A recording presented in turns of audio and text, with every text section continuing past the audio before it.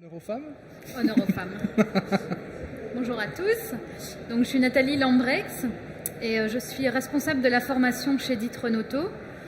D'Ieteren Auto est l'importateur et le revendeur de tous les modèles de voitures des marques VW, Audi, Seat, Skoda, Porsche, Lamborghini et Bugatti en Belgique. Donc on est le seul importateur et distributeur. Il faut savoir qu'en Belgique, une voiture sur 5 est passée entre nos mains. Donc c'est une grosse société, il y a 1700 collaborateurs. Dans ces 1700 collaborateurs, on a 300 ouvriers et le reste, ce sont des employés et des cadres. Et on avait une grosse problématique, c'était que les différentes entités de l'entreprise n'avaient pas le même alias en termes d'adresse email. Et du coup, n'importe quel système que l'on utilisait, qui avait été utilisé dans le passé, ne permettait pas à tous les utilisateurs d'avoir un accès à la même plateforme. D'où ma rencontre avec Kevin. Mais je le laisse maintenant se présenter un petit peu. Histoire qu'il dise quelque chose aussi. Donc moi c'est Kevin Tillier, CEO de MySkillCamp. Donc comme on l'a dit, MySkillCamp est une start-up basée en Belgique et bientôt, nous l'espérons, en France. En tout cas, c'est pas très loin, en Thalys. Nous avons développé une plateforme de formation tout en un. Je vous invite à venir nous voir sur le stand A64.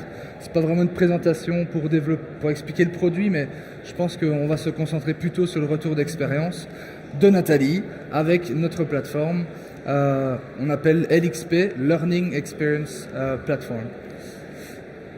Voilà, donc je propose, on va parler de 4 points. Le premier, ça va être pourquoi mettre en place ce projet, quels étaient les objectifs.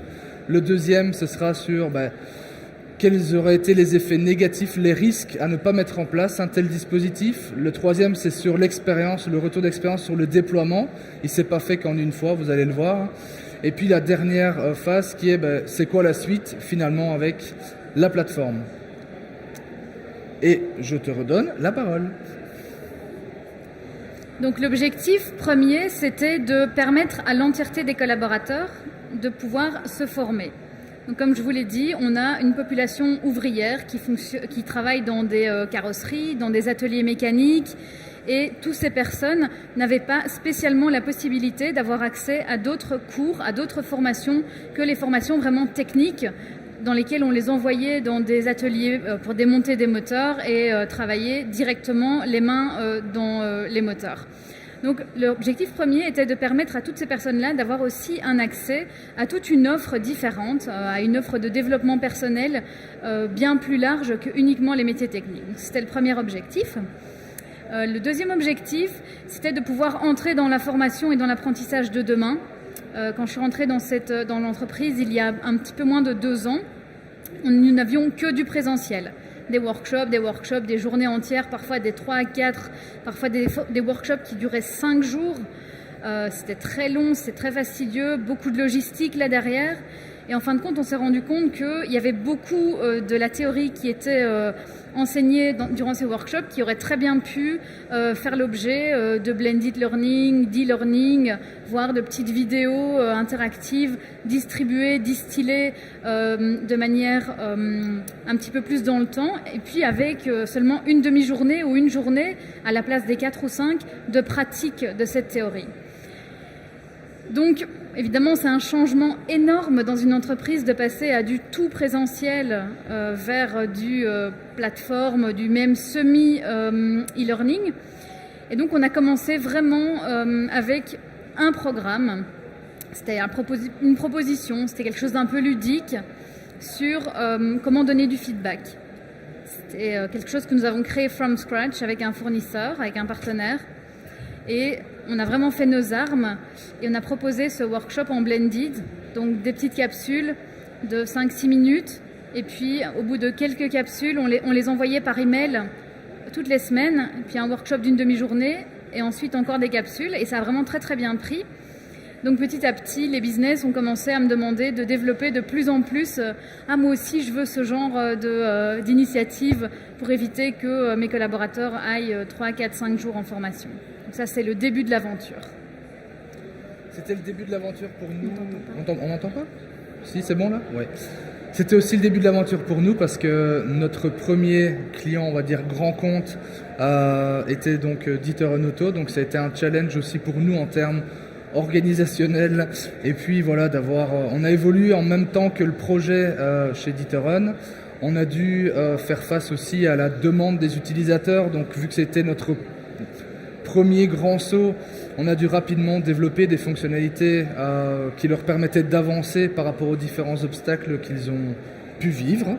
Voilà, donc si on est toujours là aujourd'hui, c'est qu'on a réussi à surmonter ces obstacles.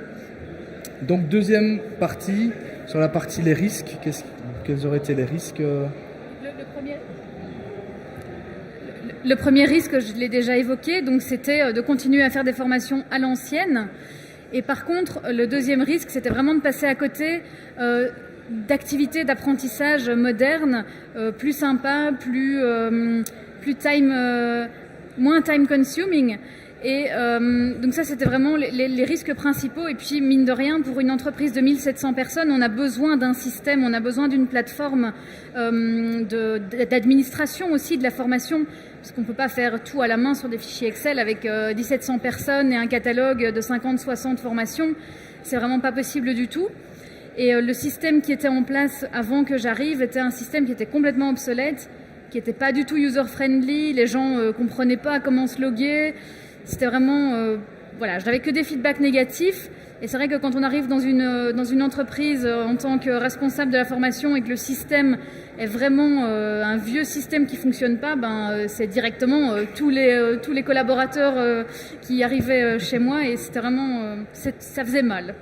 C'était douloureux. Ok, donc il y a eu 3 phases de déploiement. Il y en a eu une première qui a duré 3 mois, qui a duré 3 mois.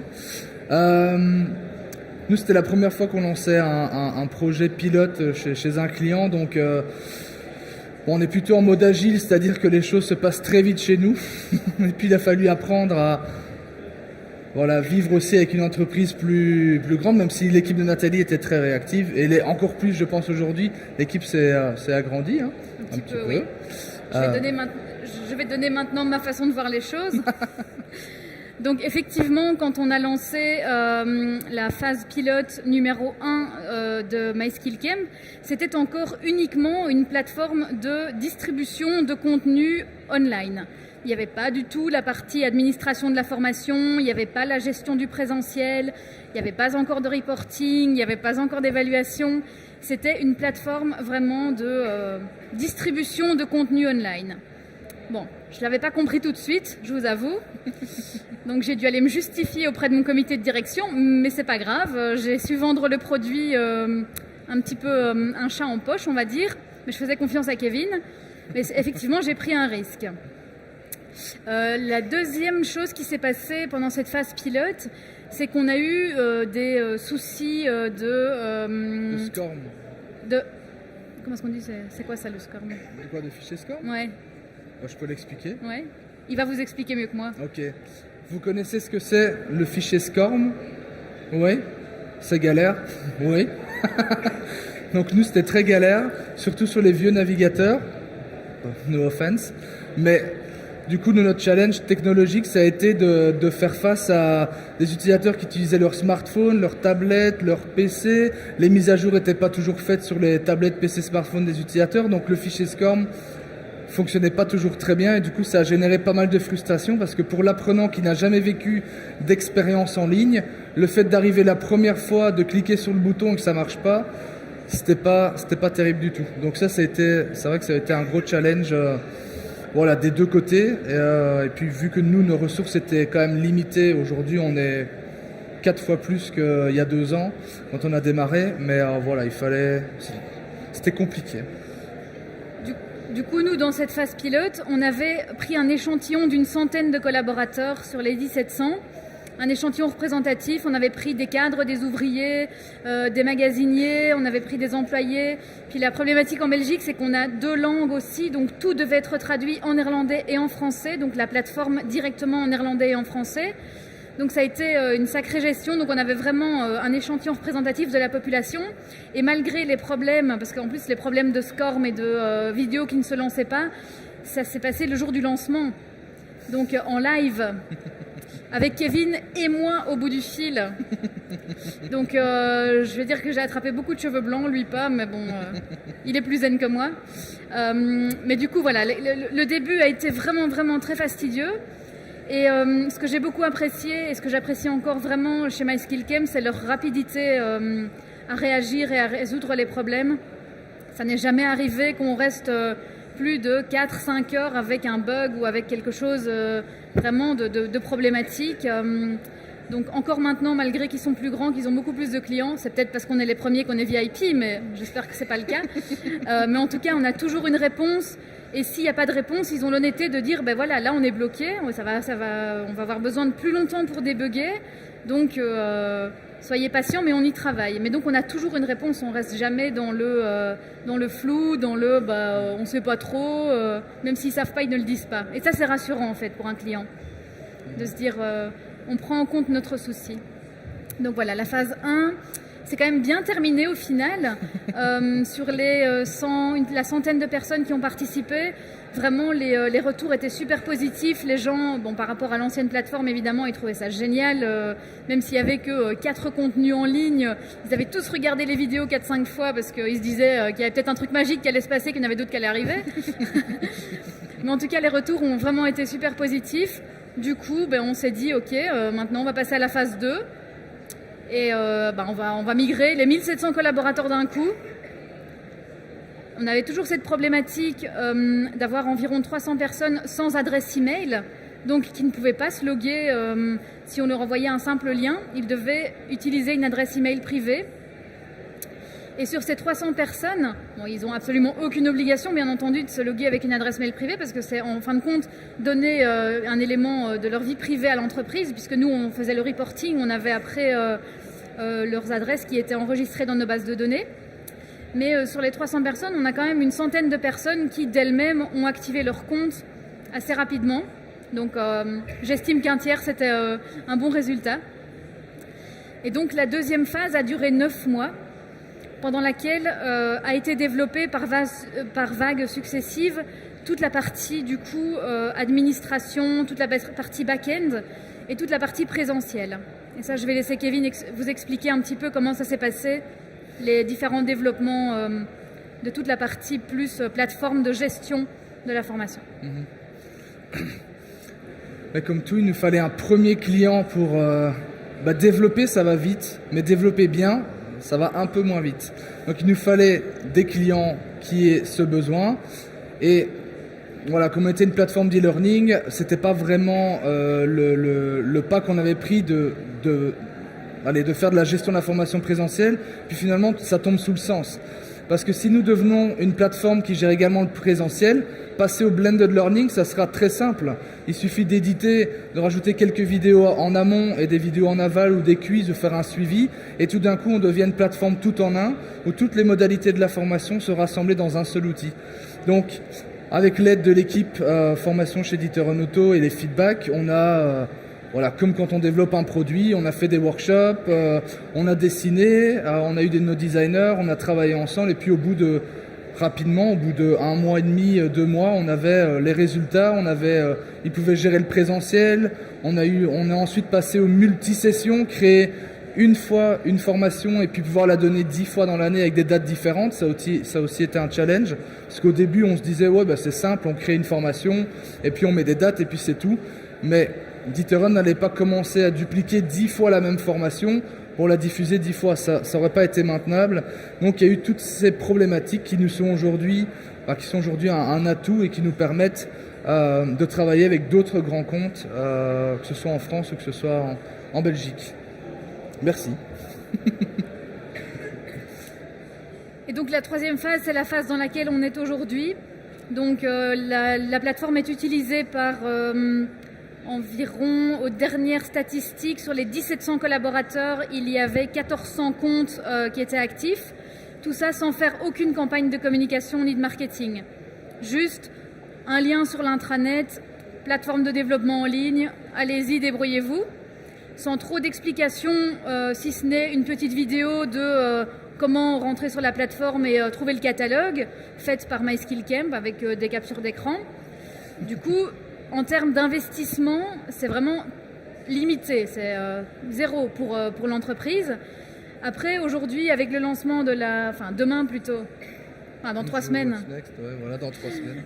Avec le lancement de la Learning Experience Platform, nous allons vraiment cette fois-ci faire toute une campagne de marketing et de communication pour recruter les collaborateurs qui n'auraient pas encore créé de compte, mais aussi pour fidéliser et pour montrer tout le potentiel de la plateforme à tous les utilisateurs occasionnels, afin que la plateforme devienne vraiment l'endroit où tout le monde va chercher des activités de développement personnel. Je dis bien développement personnel parce qu'entre-temps, il y a la plateforme de mentoring qui a été ajoutée. Il y a aussi des contenus sur étagère que nous avons achetés ou loués, je ne sais pas comment on dit, de chez Bookboon. Donc c'est un catalogue de livres. Il y a environ 10 000 livres en PDF à télécharger que nous avons mis aussi à disposition des collaborateurs. Et donc l'objectif, c'est vraiment que un collaborateur pense formation, développement de compétences, il ait directement le réflexe d'aller dans MySkillCamp et que là, il ait un point d'entrée unique en fait pour toute activité.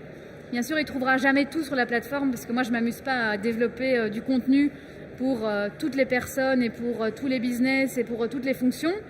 Mais par contre, on a pris la décision de développer un maximum de contenu nous-mêmes quand on estime que le retour sur investissement est OK. Je pense aussi... C'est bon ? Ah oui. Je pense aussi que le but, finalement, de mettre chacun en commande de son développement, c'est de leur proposer un outil dans lequel ils vont pouvoir avoir accès à du contenu descendant, mais c'est aussi chacun qui est... ils n'ont pas attendu que Dieterun publie une vidéo sur le marketing digital pour aller se renseigner sur des sites internet, lire des articles de blog, regarder des vidéos sur YouTube et autres.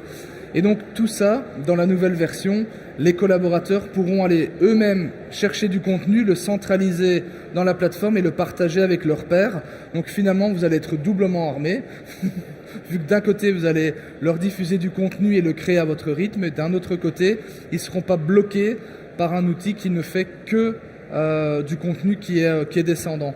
Donc ça, c'est aussi la grande nouveauté, c'est de responsabiliser chacun et de les outiller au maximum pour qu'ils puissent apprendre tout ce dont ils ont à apprendre pour leur métier actuel et à venir aussi. Voilà. Absolument. Et donc notre objectif à nous, c'est de donner un genre, mais ce n'est pas encore tout à fait défini, mais notre objectif à long terme, c'est de donner un genre de budget, formation alloué à chaque compte d'utilisateur pour pouvoir aller sur le marché, chercher des workshops, regarder des e-learning, télécharger du contenu qui, du coup, ils passeront par MySkillCamp pour y aller. Ça se décomptera de leur budget. Voilà. De leur compte personnel de formation, merci Kevin. Et ça, du coup, restera dans l'historique de la personne et ça se mêlera au contenu que nous poussons en tant qu'organisation. Ça se mêlera à ce que eux, leur propre intérêt, ont envie d'apprendre par ailleurs. Voilà. That's it. Vous avez des questions? Ah, j'ai plus de micro, c'est bon. Oui, est-ce qu'il y a des questions? Je vois une question là. Alors, madame.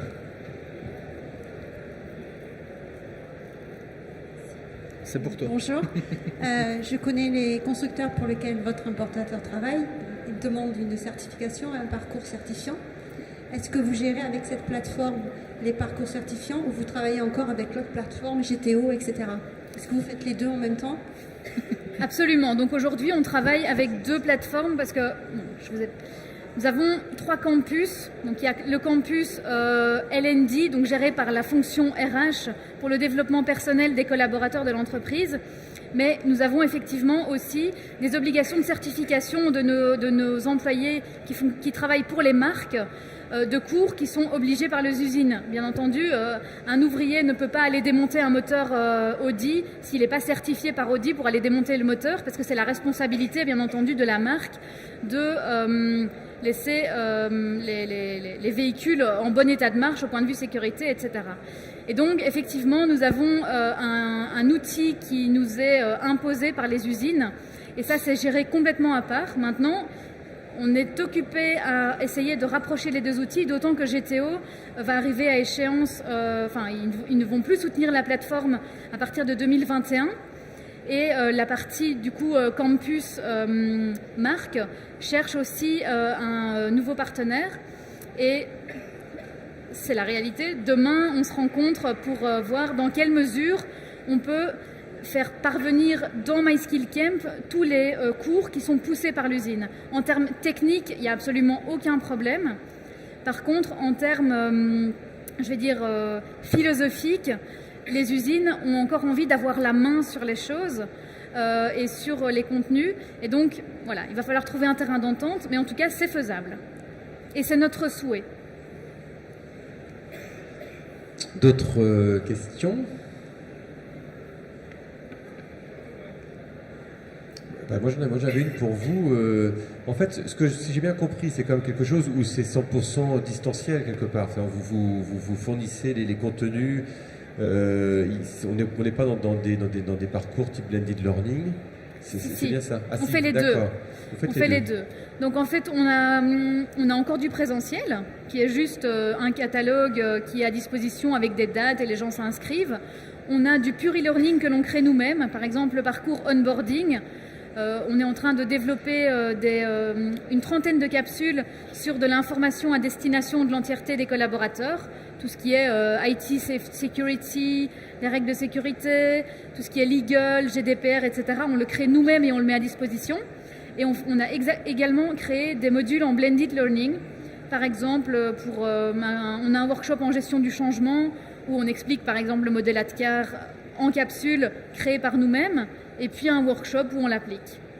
Donc on a vraiment les trois. Vous avez toutes les modalités, mais et la question, je rebondis un peu sur aussi le fait, il y a toujours une des questions qui se posent quand on forme une population plus d'ouvriers, de gens qui sont dans des ateliers, etc.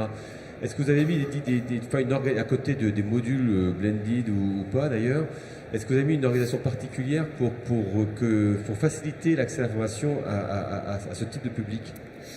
Alors comme MySkillCamp propose une application, effectivement, tout ce public ouvrier, mécanicien, magasinier n'a pas l'occasion de passer du temps sur des PC, sur des tablettes, si des tablettes peut-être, mais à la maison, mais en tout cas pas sur des postes fixes ou des PC pendant la journée.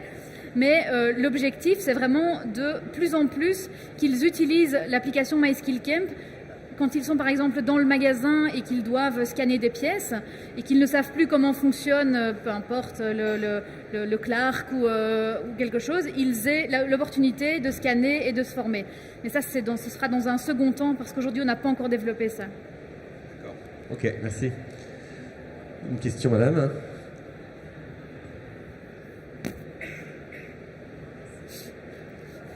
Excusez-moi, je ne suis pas sûre d'avoir tout saisi concernant le CPF. Est-ce que vous pouvez revenir dessus? Ça se mange? Non, ça se mange pas. Ce qu'on voulait dire par le CPF, donc je sais en France il y a le CPF qui existe. Chacun a son compte de formation avec du budget. En Belgique, ça n'existe pas. Non, en Belgique. Non, mais par contre, ça s'appelle la même chose. Chacun a son compte personnel de crédit ou d'argent virtuel. C'est un peu le même principe que le CPF en France, mais c'est l'entreprise qui le met en place, c'est pas le gouvernement. Ah oui, d'accord. Non, je vois ce que vous voulez dire. En fait, en Belgique, il n'y a pas d'obligation de budget formation, mais par contre, il y a une obligation de nombre d'heures par an, par employé. Après, qu'on les forme en X, Y ou Z, ça, du moment qu'on leur donne un minimum de X jours de formation par an, du coup, c'est vraiment très important d'avoir effectivement une plateforme qui a un modèle de reporting qui est solide derrière, parce que nous, on a des subsides à la clé ou des amendes. Et les amendes peuvent être élevées? On n'en a jamais eu. Merci. C'est pas que grâce à MySkillCamp. Un petit peu quand même. Une dernière question, il reste 1 minute pour une dernière question s'il y en a une. Ben, écoutez, sinon vous êtes en stand... Ah bah c'est noté, vous êtes sur le stand A64, donc si vous voulez en savoir plus sur MySkillsCamp, peut-être vous êtes sur le stand aussi, non? Pour encore une grosse demi-heure. Pour d'autres demi-heures, mais écoutez, n'hésitez pas à aller à 64 pour avoir quelques compléments d'information. Merci beaucoup. Merci. Merci à vous. Bonne continuation. Merci.